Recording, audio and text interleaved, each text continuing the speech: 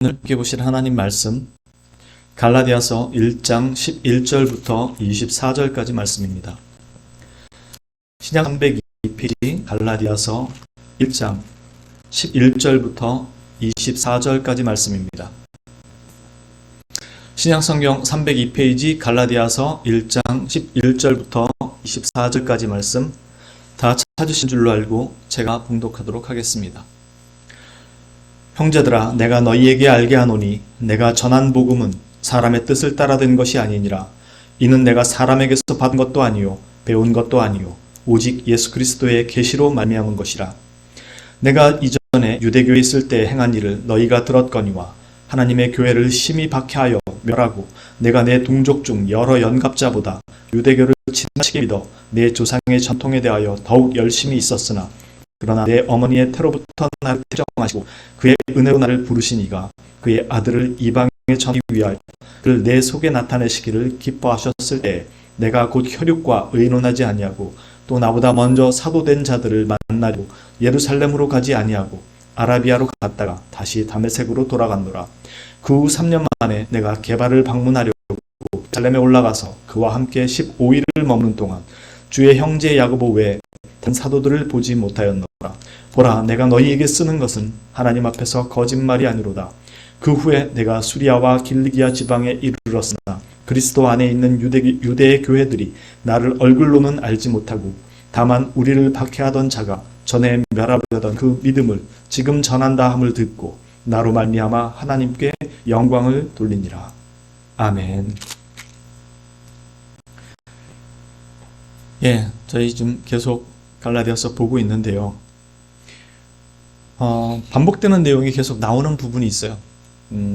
그게 뭐냐면 1절에 보면 사람들에게서 난 것도 아니요 사람으로 말미암은 것도 아니요 오직 예수 그리스도와 그를 죽은 자 가운데서 살리신 하나님 아버지로 말미암아 사도된 바울은 이렇게 얘기하므로 자신의 사도직, 이 내 사도직이 사람으로부터가 아니라 하나님께로부터 직접 내게 부여된 것이다 라는 이 말을 하죠.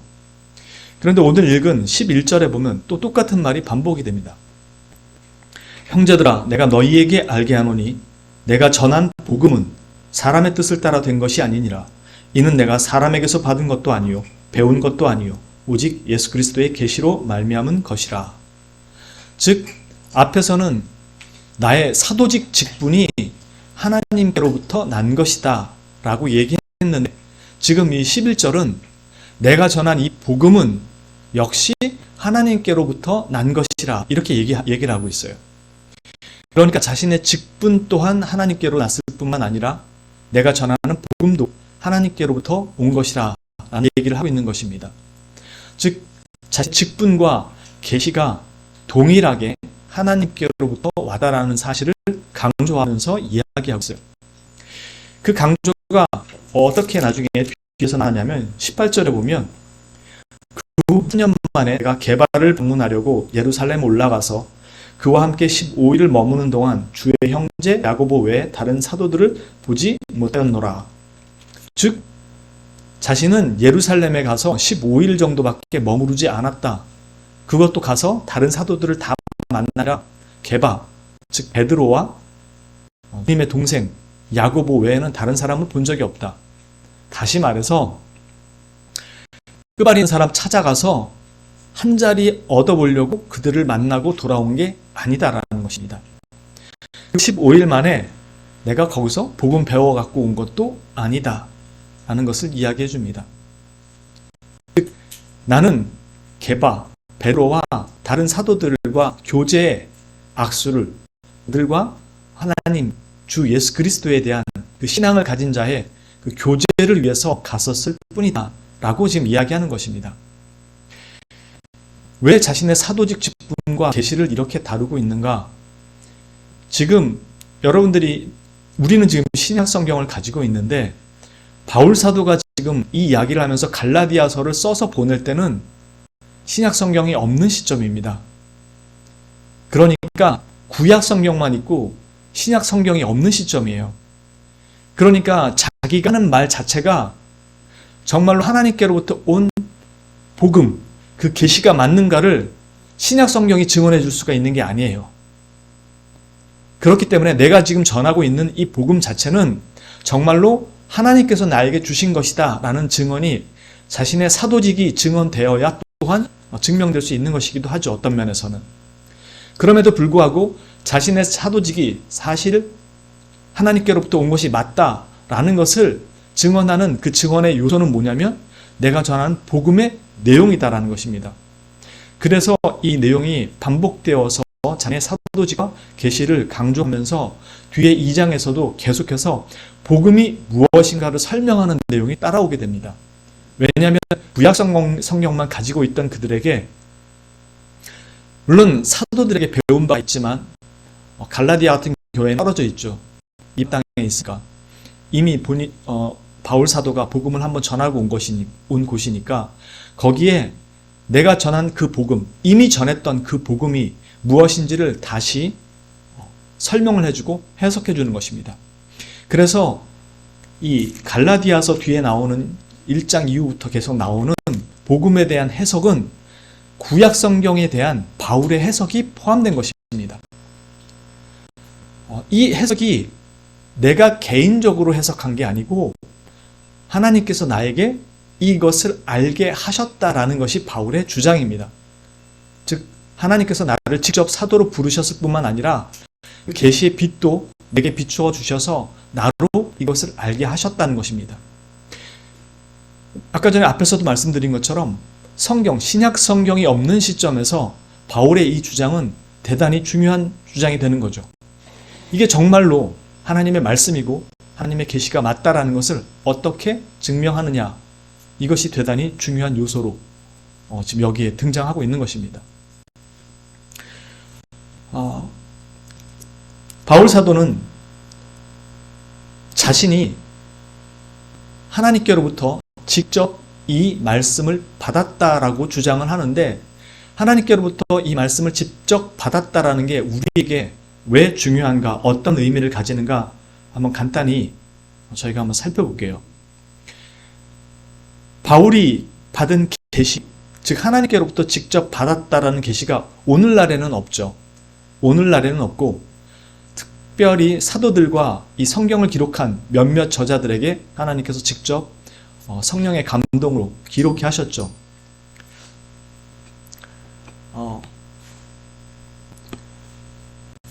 바울이 받은 계시는 하나님께로부터 직접 받은 계시입니다. 신약 성경이 기록되기 전 일이었기 때문에 몇몇 사도들을 통해서 직접 계시의 빛을 비추시고 기록으로 남겼습니다. 성령의 영감을 통해서 말이죠. 여기에 바울 사도가 하나님께서 나에게 직접 가르쳐 주셨다라고 얘기하는 부분이 이제 16절 이하입니다. 제일 중요한 사실은 사실 15절에 나오는 내 어머니의 태로부터 나를 택정하시고 그의 은혜로 나를 부르신 이가, 이렇게 얘기합니다. 즉 자신은 하나님께서 이 땅에 태어나기도 전에 나를 이미 택하셔서 이 복음을 세상에 전파하기 위해서 택하셔서 이것을 나에게 가르치게 하셨다, 알게 하셨다라는 하나님의 예정이 먼저 나옵니다. 이 부분은 다음에 저희가 살펴볼 것이고요. 그래서 자신이 이방인들에게 복음을 전하도록 부름받은 사람인데 그때 그리스도를 내 속에 나타내셨다라고 얘기합니다. 그러면 그리스도의 계시로 말미암아 이렇게 됐는데 그리스도의 계시라는 게 그리스도께서 주신 계시라는 의미가 될 수도 있을 것이고요. 하나님께서 바울에게 나타내신 그리스도에 대한 계시도 될 수 있습니다. 그런데 전체적인 문맥에서 봤을 때는 후자가 맞는 것 같습니다. 즉 하나님께서 바울 속에 비추셔서 알게 하신 그리스도에 대한 복음이라고 보입니다. 왜 하나님께서 계시로 이것을 알게 하셨을까? 16절에 그의 안에 그리스도를 나타내시기를 기뻐하셨다는 이 말씀은 그가 이미 갈리의 문화에서 탁월하게 배웠던 선생이었거든요. 랍비 가말리엘 밑에서 공부했던 가장 석학이었던 우리 바울 사도가 이미 다 알고 있는 이 구약 성경의 말씀과 율법의 의미들을 하나님께서 그리스도의 복음 아래서 이해하고 깨달을 수 있도록 빛을 비춰주셨다는 것입니다. 이것은 달리 말하면 아무리 탁월한 선생, 성경에 해박한 지식이 있다고 하더라도 그가 그리스도를 통해서 말씀을 볼 수 없으면 결코 그 생명의 말씀과 복음을 올바로 깨달을 수 없다는 것입니다. 여러분들이 인터넷만 들어가서 유튜브에만 찾아봐도 금방 쓸 수 있습니다.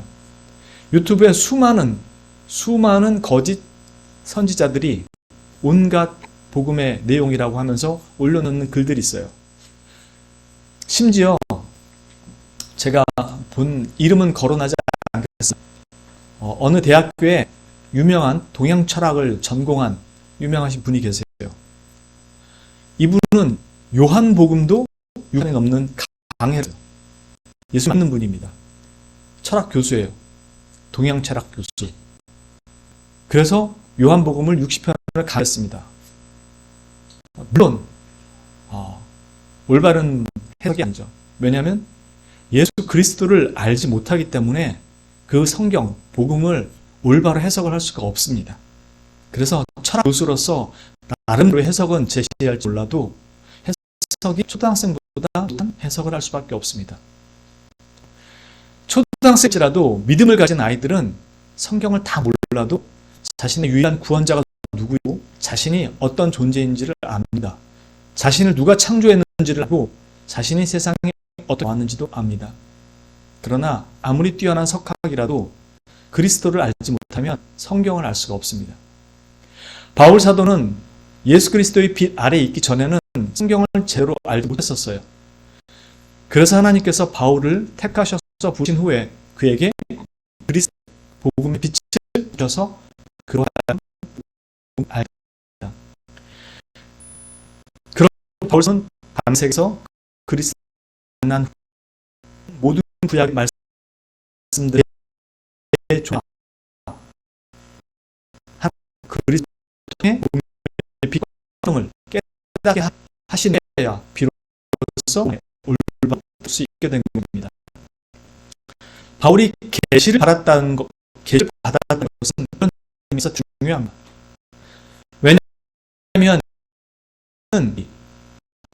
오늘날 현대 신학자들이 하는 것처럼 인간이 경험한 하나님에 대한 진술이 아니기 때문입니다. 즉 성경은 하나님께서 우리에게 어떠한 일을 하신 것에 인간의 힘을 진술한 것이 성경이 아니라 하나님께서 우리에게 말씀하신 것을 기록한 게 성경입니다. 오늘날 현대신학자들이나 지구신학자들은 하나님에 대한 인간의 경험이 서술된 것이라고 이야기합니다. 그것은 인간이 이 경험, 주관적 해석에 따라서 성경을 기록했다는 것입니다. 만일 이 경험이 기록된 것이 성경이라면 어떤 일이 벌어질까요? 성경의 저자가 한두 명이 아니죠. 각자의 경험과 각자의 주관적 인식에 따라 성경을 기록하게 되면 성경의 통일성이 훼손됩니다. 실제로 19세기 이후에는 성경은 짜집기 되고 편집된 책이라는 학자들의 이야기가 나오면서 성경을 갈기갈기 찢어버렸습니다. 그게 얼만큼 심해졌냐면 그렇게 주장했던 현대 신학자들조차도 스스로가 이렇게 해놓고 나서는 복음 자체를 설명할 수가 없다. 이게 성도들에게 아무 유익이 안 된다. 그러면서 성경의 통일성을 다시 찾아가기 시작했습니다. 물론 그들은 길을 헤매고 있습니다. 이 전제가 짜집게 된 책이라고 얘기를 했기 때문에 성경은 인간의 경험으로 기술되어서 여러 사람들의 짜집기 된 내용이 아니고 하나님께서 자신을 우리에게 직접 가르쳐 주셔서 드러내신 그 말씀을 성령의 감동 감화로 기록한 책입니다. 그래서 성경은 하나의 통일성을 가지고 있고 하나의 분명한 메시지를 우리에게 전달해 주는 것입니다. 그것을 우리는 어디서 보게 되냐면 그리스도를 통해서 바라보게 되는 것입니다. 그래서 그리스도에 대한 믿음과 신앙이 없이는 성경을 바로 볼 수도 이해할 수도 없게 되는 것이죠. 그래서 그리스도에 대한 믿음 없이 자신이 그리스도인이며 성경을 알거나 하나님을 믿는다는 말을 할 수가 없게 됩니다. 하나님은 우리가 알기에는 너무나 크시고 우리 머리로서는 다 알 수 없는, 너무나 우리에겐 제한이 많이 따르는 그런 분이십니다. 오직 그분을 알기 위해서는 우리는 그리스도 외에는 그분을 알 수 없습니다. 하나님을 믿는다면서 그리스도를 모른다거나 그리스도를 믿지 않는다거나 그리스도는 단지 믿음의 한 부분에 불과하고 다른 부분들이 신앙을 또 차지하고 있다라고 한다면 이것은 모두 가짜 신앙입니다. 하나님을 말하면서도 그리스도를 말하지 않는다는 건 말이 안 됩니다. 그렇게 말을 할 수가 없습니다. 성경은 우리에게 그렇게 가르치고 있지 않기 때문에 그렇습니다. 우리 신앙의 진위 여부가 바로 그리스도에게 있는 것입니다. 우리는 하나님을 결코 다 알 수 없습니다. 그렇게 우리가 경험한 사건을 기록한 것이 성경이라면 우리는 각자의 주관대로 해석하고 경험한 그 하나님밖에는 볼 수가 없습니다. 각자의 주관적 경험과 생각과 판단과 그 해석이 들어간 그런 성경밖에는 만날 수밖에 없다는 것입니다. 바울 사도가 자신이 받은 것을 계시라고 말한 이유는 바로 이 말씀의 기원과 출발이 인간에게 있는 것이 아니라 하나님께부터 왔다라는 것을 이야기하고 싶었기 때문입니다. 그래야만 이 성경이 권위를 가지고 이 말씀 자체가 진리라는 것이 확증될 수 있기 때문에 그렇습니다. 그래서 11절에 내가 전한 복음은 사람의 뜻을 따라 된 것이 아니라고 이야기한 것이고, 그래서 1절에 나는 사람으로 말미암아 이 직분을 받고 온 것이 아니라고 그렇게 강조한 것입니다. 오늘날 우리는 이 바울을 비롯한 사도들이 또 여러 성경의 기자들이 기록한 그리스도의 계시로 말미암아 성령님의 영감으로 기록된 성경을 가지고 있습니다. 우리는 지금 바울처럼 직접적으로 그 계시를 받지는 않습니다. 그러나 이미 이성되어 우리에게 주어진 이 문자로 기록된 하나님의 이 계시인 이 성경 말씀을 우리는 지금 가지고 있습니다. 그리고 교회에서 목회자들과 또 여러 사역자들을 통해서 말씀을 듣고 배우고 교육하고 그렇게 해석된 말씀들을 듣게 됩니다. 그러나 그것은 믿음을 가지게 되는 수단이지 이 복음을 듣는다고 해서 다 무조건 깨닫게 되는 것은 아닙니다. 바울 사도의 직접적인 계시는 이제 우리에게 없지만 우리에게 이와 동일한 방식에 필요한 것이 있습니다. 바로 성령님의 조명하심입니다. 그래서 우리는 성령님의 조명하심이 없이는 말씀을 이해할 수도 믿을 수도 깨달을 수도 없게 됩니다. 우리의 믿음은 바로 이 성령님의 내주하심과 역사하심을 통해서 그리스도에 대한 믿음을 가질 수 있게 되고 주의 말씀을 믿고 따를 수 있게 되는 것입니다. 그렇게 하나님께서는 성령님을 통해서 말씀을 주셨고 기록해 하셨고 우리에게 그 말씀을 지키고 볼 수 있게 하셨고 그리스도의 계시 아래서 그 말씀들을 해석할 수 있도록 은혜로 우리를 부르신 것입니다. 그래서 바울은 13절 14절 보시면 내가 이전에 유대교에 있을 때 행한 일을 너희가 들었거니와 하나님의 교회를 심히 박해하여 멸하고 내가 내 동족 중 여라 연갑자보다 유대교를 지나치게 믿어 내 조상의 전통에 대하여 더욱 열심히 있었으나 라고 말하면서 바울은 이 그리스도의 비춤을 통해서 그가 알아온 모든 성경의 잘못된 그 이해로부터 돌아서기 전까지는 참으로 자기 동족들을 오히려 박해하고 죽이려고 했던 참으로 하나님을 대적하는 자리에 섰던 존재임을 이야기합니다. 오히려 하나님을 위한다고 했지만 실제로 그것은 그리스도를 대적했던 것입니다. 그런 그에게 하나님께서 그리스도의 계시를 비추셔서 그의 눈을 뜨게 하시고 영적 장님에서 깨어나게 하신 것입니다. 그리고 나자 그는 그리스도의 복음을 위해 완전히 다른 길에 서는 사람으로 바뀝니다. 우린 주변에서 많이 봅니다. 하나님을 그렇게 대적하던 사람이, 그렇게 하나님을 비난하고 욕하던 사람이 어느 날 하나님의 사람으로 변해서 들어오게 되는 걸 봅니다. 그건 사람의 힘으로 사람의 능력으로 되는 것이 아니라 오직 그 말씀을 가지고 그 가운데서 역사하시는 성령 하나님의 역사를 통해서 그 사람이 변화되는 것입니다. 오직 그리스도의 복음 빛을 받을 때 그것이 가능해집니다. 그러면 그가 어떻게 바뀌게 되었나요? 그게 21절부터 24절입니다.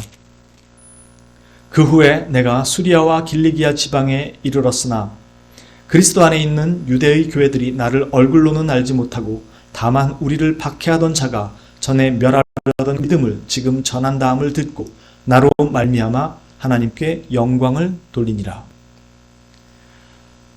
여호와 하나님을 위한다면서 그리스도인들을 죽이려고 다니던 사람이 이제는 여호와 하나님을 위해 그리스도인으로 죽고자 하는 것입니다.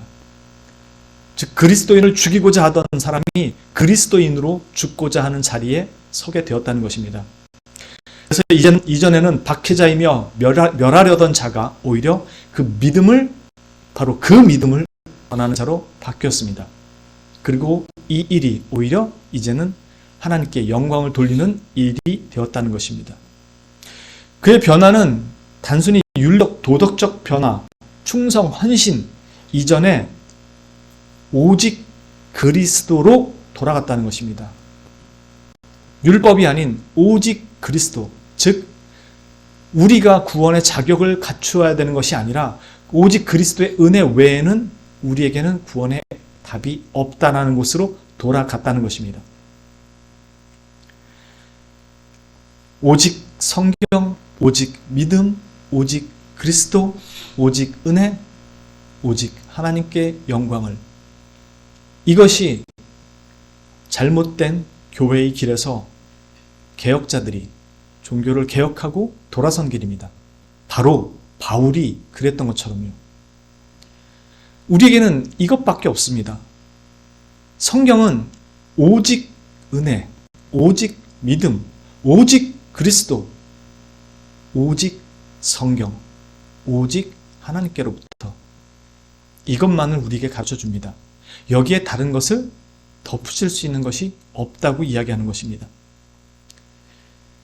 이 계시의 빛을 받은 사람들에게 나타난 가장 확실한 변화가 바로 이 바울 사도와 같은 모습입니다. 우리 역시도 우리 안에 그리스도를 나타내실 때 이 변화가 수반됩니다. 우리 안에 나타내신다는 것이 바울처럼 다 동일하게 그 방식으로 나타나지는 않습니다. 어떤 사람에게는 이런 놀라운 체험으로 다가올 수 있습니다. 대표적으로 저 같은 목사가 그런 경우가 많죠. 세상에서 살고 싶은 대로 살다가 그리스도의 은혜의 빛 아래 바울 사도처럼 완전히 꼬꾸라지게 됩니다. 그리고 내가 여태까지 남들을 통해서 주워 들었던, 그렇게 비난했던, 어떻게 해요? 내가 신이 있는 건 믿을 수 있겠는데 예수 믿어야만 천국 간다라는 거는 내가 참 그건 못 믿겠다. 그게 독재자지 무슨 신이냐. 사랑의 신? 웃기고 자빠졌네. 진짜 신이 있다면 그렇게는 안 하겠지. 왜 지만 믿어야지 천국을 간다 그래?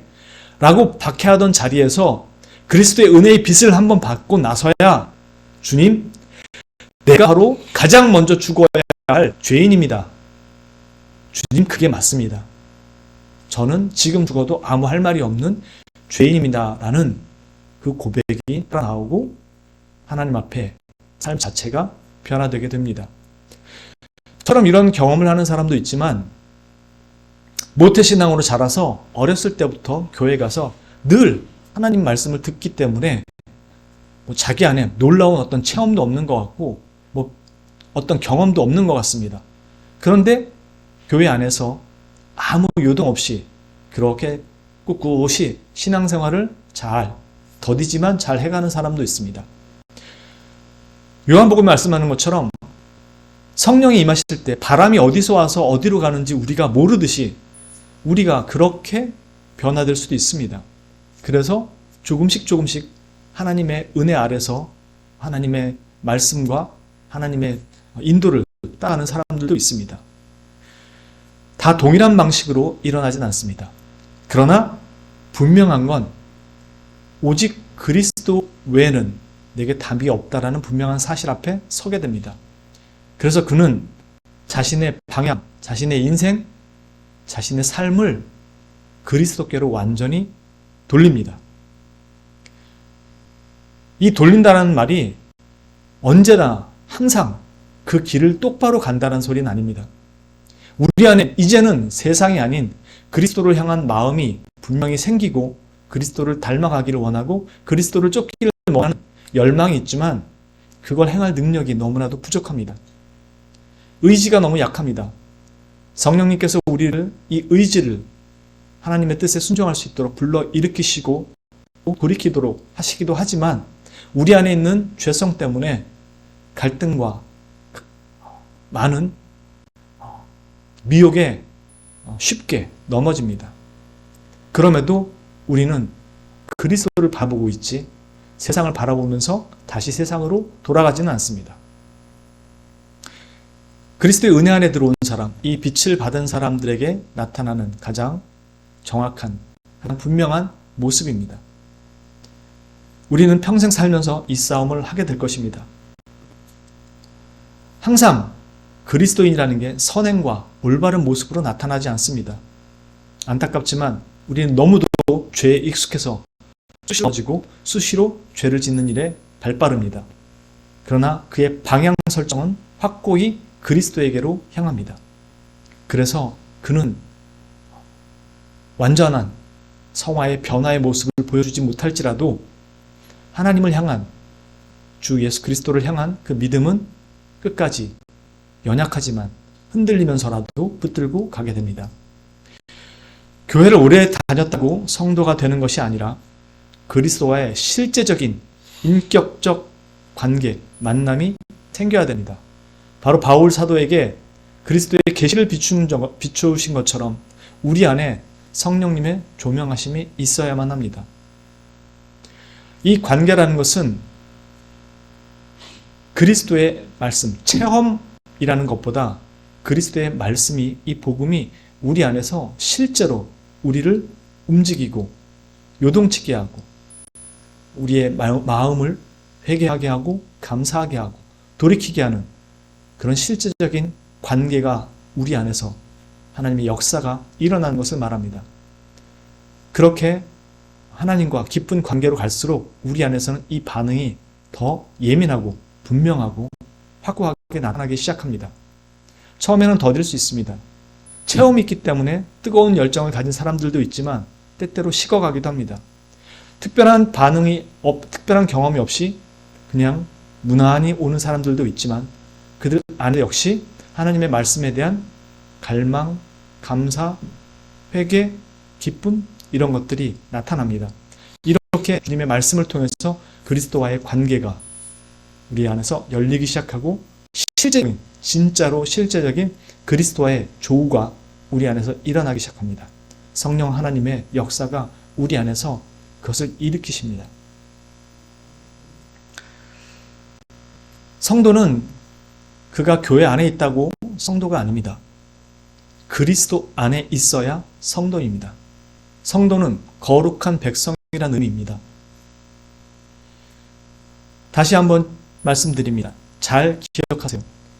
성도는 그가 교회 안에 있다고 성도가 아니라 그리스도 안에 있어서 성도라고 부르는 것입니다. 왜냐하면 성도는 거룩한 사람이란, 거룩한 백성이란 뜻이기 때문입니다. 우리가 거룩해질 수 있는 유일한 길은 세례를 받아서가 아니고 교회에 출석해서가 아니고 그리스도께 속해 있기 때문에 거룩하다고 하는 것입니다. 우리가 그리스도께 속해 있다는 것은 결단코 죄인이어서는 그리스도께 속할 수가 없습니다. 왜요? 그리스도는 거룩한 분이기 때문에요. 그래서 나의 선한 행실로서 그리스도께 속하는 것이 아니라 그리스도가 나의 유일한 구원자라는 믿음으로 말미암아 우리가 그리스도께 속할 수 있는 것이고 하나님의 거룩한 백성이 될 수가 있는 것이고 주 예수 그리스도를 머리로 하는 교회의 한 지체가 될 수 있는 것입니다. 그래서 그리스도 안에 있어야 성도라고 부를 수 있게 되는 것입니다. 오직 그리스도께서 나의 유일한 구원주가 되십니다라고 믿는 이 믿음에 의해서만 우리가 거룩함을 입을 수 있는 것이죠. 그렇게 믿음으로 우리는 그리스도와 하나가 되고 그리스도 안에 속하게 되기 때문에 죄사함을 받고 거룩한 백성이 돼야 그리스도께 거룩한 백성이 되어서 그리스도께 속한 존재가 될 수 있는 것입니다. 이 거룩은 우리가 만들거나 노력해서 받거나 자격을 얻을 수 있는 게 아닙니다. 오직 그리스도의 은혜로 그분의 피로 죄사함을 받고 그 의가 우리 것으로 인정받아서 가능해질 뿐이죠. 어떻게 해요? 믿음으로요. 그래서 믿음은 구원의 조건이 아니라 구원을 얻는 수단일 뿐인 것입니다. 그리스도께서 다 이루신 것이기 때문에, 그 조건을 그리스도께서 다 이루셨기 때문에 우리는 믿음으로 그 조건을 받는 수단으로 그저 은혜를 얻을 뿐입니다. 그리스도인이란 바로 이 복음을 믿고 이 복음을 증거하고 전하는 자가 되었음을 말하는 것입니다. 우리 중에 누구도 복음의 은혜가 필요도 없을 만큼 괜찮은 사람이 없습니다. 또한 우리 중에 누구도 복음의 은혜로 죄사함을 받지 못할 죄인도 없습니다. 우리 안에 나타내시는 그리스도에 계시는 사람마다 다를 수 있습니다.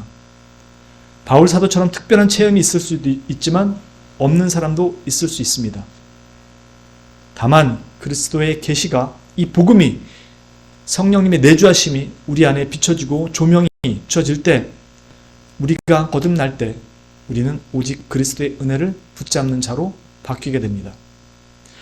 바울 사도가 거짓 선생들을 저주한 것처럼 만일 누군가 여러분들의 연약한 믿음으로 인해서 여러분들의 행실이 온전치 못하고 때때로 죄악 가운데 있을 때 그것을 정죄하는 것으로 끝나지 않고 여러분들은 그리스도가 아니라고, 그런 식으로는 그리스도인이 될 수 없다고, 구원은 그런 식으로 얻을 수 있는 게 아니라고 말한다면, 그래서 그것들로 인해서 미혹되고 넘어지고 여전히 죄된 자신의 모습을 확인하게 될 때마다 율법으로 돌아가서 그것을 감추려 하거나 메꾸려 하거나 보상하려고 하는 그런 행동들을 멈추십시오.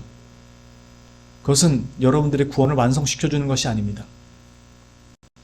복음은 이미 여러분의 모든 죄가 그리스도의 은혜로 사함 받았음을 선언하고 있습니다.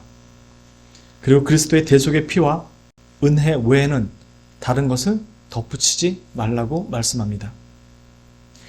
이것을 믿어 의심치 마시고, 여러분들이 그리스도의 빛 아래 들어오셨다면, 그리고 내가 정말로 그리스도의 은혜 아래에 있다라고 믿으신다면 여러분들의 구원과 여러분들의 앞으로의 모든 삶은 하나님께서 이미 여러분들을 하나님의 백성으로 삼으시고 하나님의 백성답게 살아가도록 부르신 그 인생의 걸음을 요구하시는 것이지, 구원을 이루기 위해서 이젠 믿었으니까 행위를 해보라고 말씀하는 것이 아니라는 것을 분명하게 기억하십시오.